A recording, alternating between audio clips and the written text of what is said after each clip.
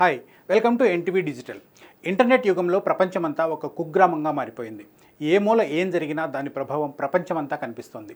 దీంతో ఎక్కడ ఏం జరిగినా తమకు ఎంత మేర ప్రభావం ఉంటుందోనని మిగిలిన దేశాలన్నీ ఆందోళన చెందుతూ ఉంటాయి. ఇప్పుడు అలాంటి పరిస్థితులే ప్రపంచవ్యాప్తంగా నెలకొన్నాయి. ఇందుకు కారణం యుద్ధం ముంచుకొస్తుండడమే. ఇరాన్, ఇజ్రాయెల్ మధ్య ఉద్రిక్త పరిస్థితులు తారాస్థాయికి చేరడంతో యుద్ధం తప్పదేమోనన్న సంకేతాలు కనిపిస్తున్నాయి. ఈ యుద్ధం ఆ రెండు దేశాలకు మాత్రమే పరిమితమవుతుందా, లేకుంటే ఇతర దేశాలు కూడా ఇన్వాల్వ్ అవుతాయా అనే ప్రశ్నలు కూడా ఇప్పుడు తలెత్తుతున్నాయి.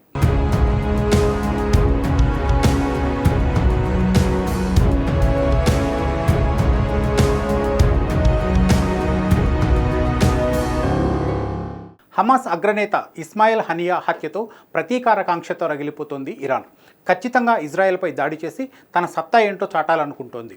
ఇజ్రాయెల్పై ఇరాన్ ఏ క్షణమైనా దాడి చేయవచ్చని అమెరికా కూడా హెచ్చరించింది. పశ్చిమాసియాలో పరిణామాలు శరవేగంగా మారిపోతున్నాయని అమెరికా అంచనా వేస్తోంది.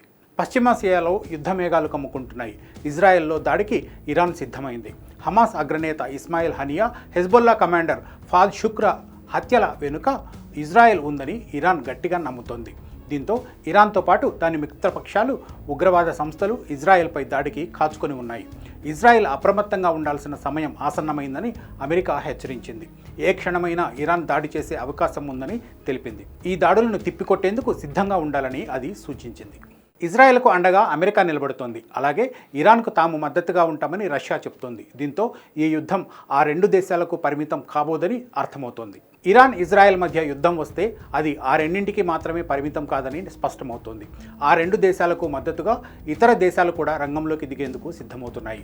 ఇజ్రాయెల్కు రక్షణగా అత్యాధునిక జలాంతర్గామిని విమాన వాహక నౌకను పశ్చిమాసియాకు తరలిస్తోంది అమెరికా. బాలిస్టిక్ క్షిపణులను నిరోధించగల క్రూయిజర్లు, యుద్ధ విమానాలను కూడా తరలించేందుకు అమెరికా అంగీకరించింది. మరోవైపు రష్యా నుంచి ఇరాన్కు 12 అత్యాధునిక యుద్ధ విమానాలు చేరాయని వార్తలు అందుతున్నాయి. లెబనాన్ రాజధాని బీరూట్లో హెజ్బొల్లా కమాండర్ షాద్ షుకూర్ను ఇజ్రాయెల్ చంపేసింది. దీంతో లెబనాన్ కూడా ఇజ్రాయెల్పై ప్రతీకారం తీర్చుకోవాలనుకుంటోంది.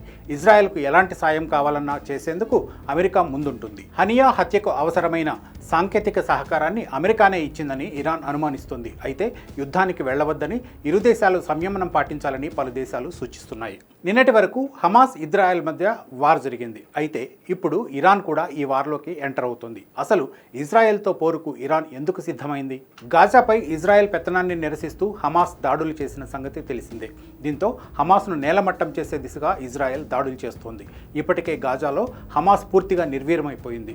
అయితే హమాస్కు ఇరాన్ అండదండలున్నాయనే సంగతి అందరికీ తెలిసిన విషయమే. హమాస్ చీఫ్ ఇస్మాయిల్ హనియాకు ఇరాన్ ఆశ్రయం ఇస్తోంది. ఇరాన్లో ఉన్న ఇస్మాయిల్ హనియాను ఇజ్రాయెల్ చాకచక్యంగా చంపేసింది. ఇది ఇరాన్ అస్సలు ఊహించని పరిణామం. తమ దేశంలో అతిథిగా ఉన్న హనియాను ఇజ్రాయెల్ మట్టుపెట్టడాన్ని ఇరాన్ జీర్ణించుకోలేకపోతోంది. అంతకుముందు ఏప్రిల్ 1న సిరియా రాజధాని డమాస్కస్లోని ఇరాన్ కాన్సులేట్ ఆఫీసు మీద ఇజ్రాయెల్ వైమానిక దాడి చేసింది. ఈ దాడిలో ఇరాన్ రెవల్యూషనరీ గార్డ్స్కు చెందిన 7 సిబ్బంది, 6 సిరియన్లు మరణించారు. దీంతో ఇజ్రాయెల్పై ఇరాన్ క్షిపణులు ప్రయోగించింది, కానీ వాటిని ఇజ్రాయెల్ తిప్పికొట్టింది. ఇక తాజా పరిణామాల నేపథ్యంలో ఇజ్రాయెల్పై ఇరాన్ ప్రతీకారం తీర్చుకోవాలనుకుంటోంది. హనియా హత్యకు హౌతీ టెర్రరిస్టులు కూడా ప్రతీకారం తీర్చుకోవాలనుకుంటున్నారు. వాస్తవానికి ఇజ్రాయెల్, పాలస్తీనా మధ్య గాజా విషయంలో చాలా కాలంగా దాడులు జరుగుతూనే ఉన్నాయి. అడపాదడపా కవ్వింపు చర్యలతో పరిస్థితిని ఉద్రిక్తంగా మార్చేస్తున్నాయి. పశ్చిమాసియాలో ఇజ్రాయెల్ పెత్తనాన్ని ఏమాత్రం సహించలేని కొన్ని దేశాలు, ఉగ్రవాద సంస్థలు నిత్యం దాడులతో అశాంతి కలిగిస్తున్నాయి. హమాస్ నేత హనియా హత్య తర్వాత హౌతీలు మళ్లీ దాడులు చేయడం మొదలుపెట్టారు. గల్ఫ్ ఆఫ్ ఈడెన్లో ఓ నౌకపై క్షిపణితో దాడి చేశారు. మరోవైపు పాలస్తీనాలోని వెస్ట్ బ్యాంక్లో ఇజ్రాయెల్ 2 వైమానిక దాడులు చేసి 9 మంది మిలిటెంట్లను మట్టుపెట్టింది. గతేడాది అక్టోబర్ 7న గాజాలో దాడులు మొదలయ్యాయి. అప్పటి నుంచి దాదాపు 40,000 మంది పౌరులు చనిపోయినట్లు అంచనా. హమాస్ నేత హనియా, హెజ్బొల్లా నేత షుకూర్ హత్య తర్వాత ఇక్కడ పరిస్థితులు దారుణంగా తయారయ్యాయి. హమాస్కు అండగా Hezbollah, Iran, Lebanon, Yemen, Houthi లాంటివి పనిచేస్తున్నాయి. వీటన్నిటికీ ఏకైక శత్రువు ఇజ్రాయెల్. అందుకే ఇప్పుడు ఇవన్నీ ఇజ్రాయెల్పై ప్రతీకారంతో రగిలిపోతున్నాయి. ఇజ్రాయెల్ను అష్టదిగ్బంధనం చేసి విరుచుకుపడేందుకు ఇరాన్, లెబనాన్, యెమెన్, పాలస్తీనా లాంటి దేశాలు వ్యూహం పన్నుతున్నాయి. వీటిని సమర్థంగా ఎదుర్కొనేందుకు ఇజ్రాయెల్కు అమెరికా ఎలాగూ అండగా ఉంది. అయితే దీని ప్రభావం ఏ స్థాయిలో ఉంటుందనేది ఇప్పుడు ఉత్కంఠ రేపుతోంది. ఇజ్రాయెల్కు అత్యంత అధునాతన ఆయుధ సంపత్తి ఉంది. అమెరికా కూడా అండగా ఉంది. అలాంటప్పుడు ఇరాన్, లెబనాన్, హెజ్బుల్లా బలగాలు ఎంత మేర నిలబడతాయనేది పెద్ద ప్రశ్న.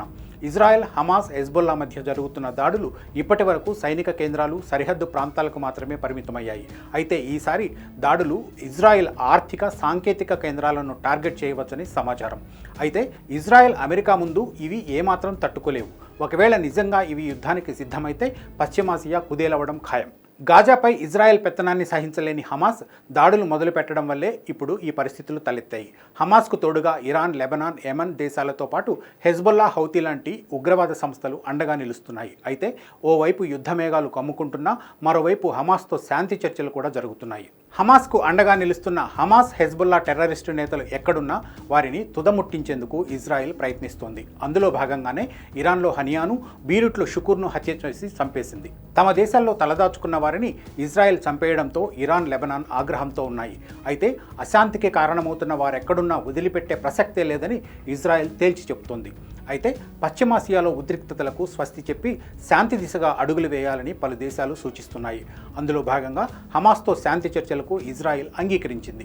ఈజిప్టు రాజధాని కైరో వేదికగా ఈ చర్చలు జరుగుతున్నాయి. ఈజిప్టుతో పాటు ఖతార్ ఈ శాంతి చర్చలకు మధ్యవర్తిత్వం వహిస్తున్నాయి. శాంతి చర్చలకు ఇజ్రాయెల్, హమాస్ కట్టుబడి ఉన్నందున దాడులు చేయవద్దని ఇరాన్కు అమెరికాతో పాటు యూకే, ఫ్రాన్స్, జర్మనీ, ఇటలీ సూచించాయి. కాస్త సంయమనం పాటించాలని కోరాయి. అయితే ఇందుకు ఇరాన్ సమ్మతించలేదు.